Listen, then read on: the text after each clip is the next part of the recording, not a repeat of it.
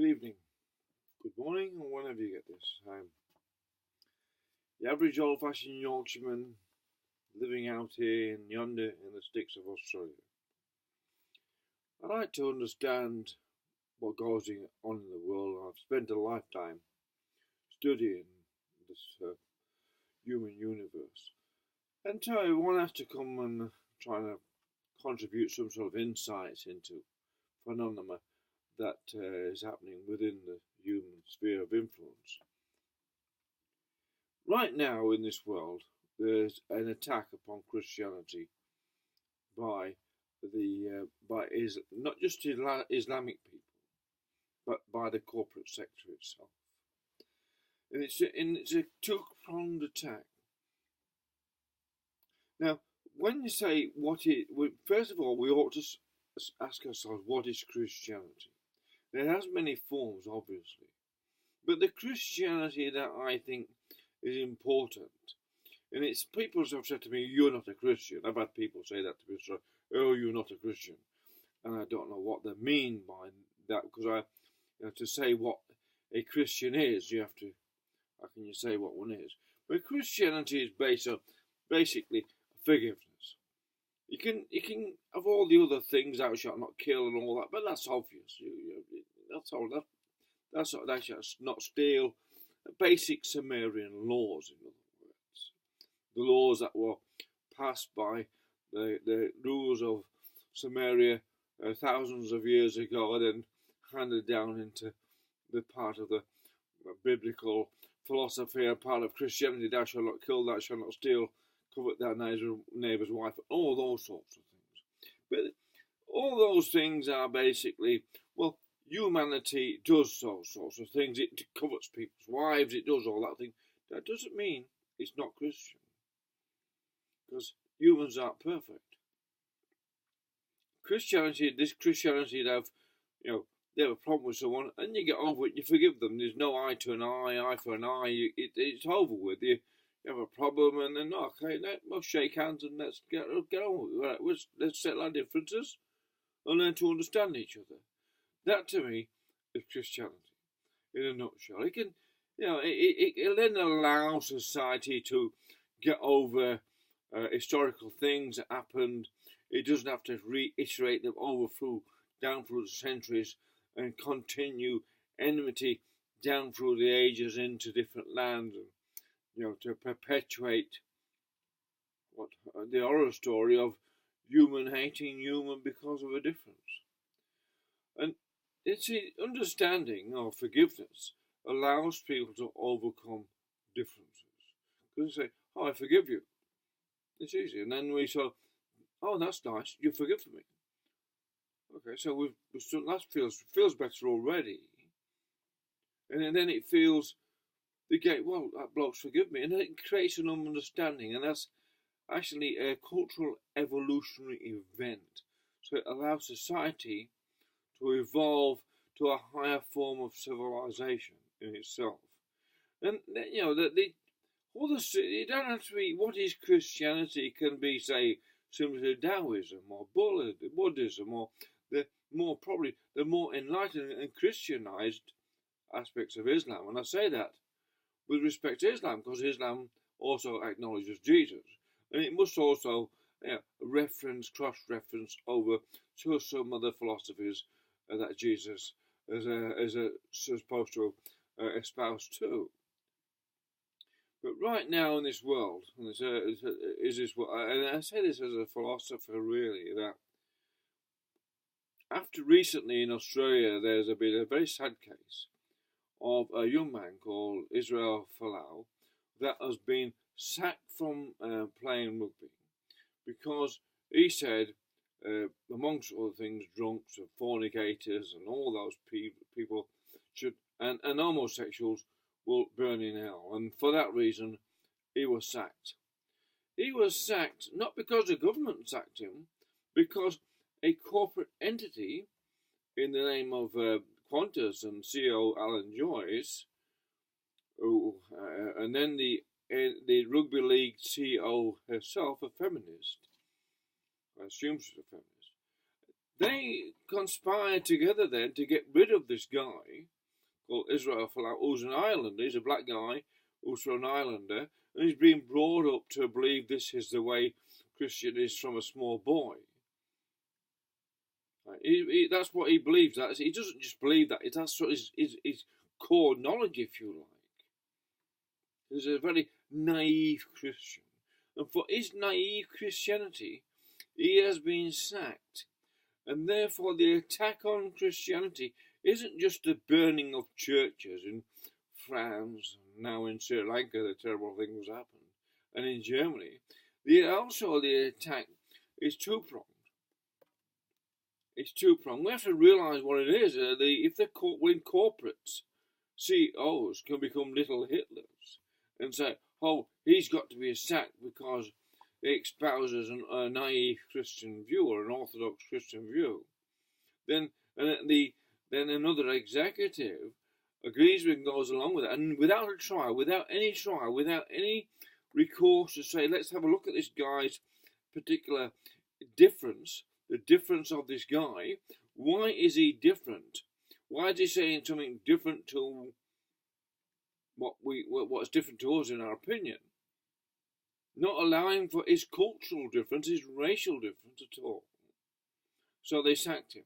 And therefore it shows a total absurd hypocrisy of the left, or the politically correct crowd, or program codex crowd, that they talk about diversity, and yet there's an homosexual guy in Alan Joyce. I don't give a shit about it. I don't give a damn about homosexuality or what. It's their business. I don't care. But when they make, and a feminist who runs the CEO of the Australian rugby that has joined together and sacked this guy, then at the same time they say, no, well, we're going to celebrate differences.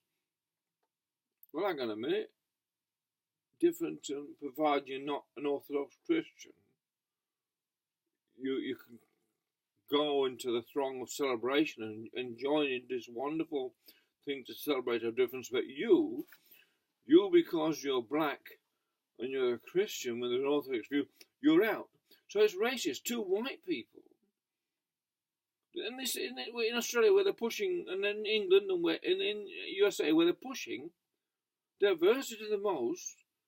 Two white people, the CEO of Qantas and a white woman in Australia, have conspired together and reacted and made sure a black guy is sacked because he's different. So two white people, who are just ordinary white people, have made sure a black guy is sacked from his job because he's expressed an Orthodox Christian view. And it makes it, this alone, I think, and it's just as important in a way as it may not see, it's not as dangerous from the first view of it, of Muslims burning churches down in France and going into a mosque in Sri Lanka, a church in Sri Lanka, and doing what the atrocities there and everywhere else.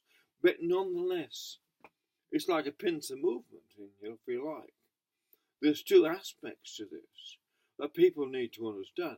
Christianity is under attack from corporate CEOs and from feminists, and they're acting, if you like, along with the more radical forms of this attack on Christianity, which is an Islamic front, what attacking and burning churches down, or doing atrocities like they have in Sri Lanka. And it makes you wonder, obviously the people who are saying, oh, we like diversity, and not one of them on the SBS or the BBC or the ABC or any of these, or the Labour Party or anywhere like that, or the Greens, have stood up and said, hang on, Israel Folau is a black guy. I thought we were standing up for these black people in the world. We're celebrating them, they're different. But suddenly, because money and power overrides everyone else. So what's really going on here is a power trip. Those with the money and power are using it either for the power of Islam, the power of God, or the power of the CEO, soulless corporate CEO, with no feelings whatsoever for the other person. It's causing then, as if you like, a joint attack, a pincer movement against Christianity. So you've expressed a Christian view that what you think of what should happen to homosexuals, drunks, and fornicators, you're sacked. But if you're a Muslim, because you may be saying this in Arabic and not English, they can't tell you're saying it, you're not going to be sacked. So the thing is, if you want to have these sort of ordinary views that many people have, whether they're Christian or Muslim or whatever, about all the different things, learn to speak in a foreign language, learn to speak Chinese or Arabic or something like that, and people won't know what you're talking about. You can say what you like, obviously. But if you say it in English, bang, you're gone. But the thing about it is, the worst aspect about this Nazism in the corporate sector, which it is, as far as I'm concerned, like, is when some CEO can say, "Oh, he's sacked because he has an opinion that has nothing to do with the corporation he runs whatsoever, but a personal matter within himself, nothing to do with whatsoever with the corporation it runs or the profits it makes doing the business it's doing, but a purely personal matter, and a purely personal thing with the CEO of the Rugby League Corporation, that they can conspire together and react, oh God, he said something about homosexuals, and I doubt if 99% of homosexuals give a damn about what Israel Folau said, because he just said something, well, people say in their innocence. It didn't say, it's not saying it because he hates people. He's saying it because he's innocent. That's what he believes in. Now, if people are going to be, therefore, in other words, now there's the people, not only the people in the left against free speech and free choice, against freedom of religion, unless it's Muslim or Islamic, of course. Then you can be as free as you like within that religion and do what you like. No one says a word. You can mass murder and everything. And no, it's hardly mentioned. It's horrendous. But we're not going to make too much of fuss because it might be politically incorrect and they might not vote for us, for our parties, because we want to sound like we're all supportive towards whatever they are, because we're into cultural diversity. Unless, of course, it's someone who's an Orthodox Christian who expresses the same views as, and not as quiet, as stern as they do in much of the Muslim world, where they actually do, if people are homosexual, they sort of do horrendous things to them, or horrendous things to fornicators and drunks. In the Islamic world, you can't get drunk or fornicate or any of that. We are coming here, you can get stoned, and literally stoned, not stoned with dope, but stoned with rocks still, or it's a serious crime in these countries. Yet, some guy in Australia, a black guy, expresses an Orthodox Christian view, is sacked. Yet, Alan Joyce, who's linked with these sort of Islamic airlines, and it makes you wonder. But someone's got to say these things. To question the motives, the conscience itself, and the lack of forgiveness in those people attacking guys like Israel Folau who did it in innocence. It's the lack of forgiveness where it says, well, they're not Christians. Or they're not actually human. I mean, everyone, forget the Christian business. They're not actually very humane towards another person. And therefore, they're a bit soulless in themselves. They're not spiritually connected to other humans, in other words. They like to make out that the diversity is about being spiritually connected to other humans. But when it becomes sort of an exclusive little club of everyone got to be sort of unanimous in the way they speak, in their conformity and uniformity about whatever they speak about, with all their suffering of oppression from whatever, white people, and yet two white people have oppressed a black Christian, nothing is said. It exposes the whole of the politically correct thing for what it is, a fraud upon normal society, whether that's Christian, or Muslim, or Buddhist, or Chinese, or wherever. It is just merely one big con. It's a political con.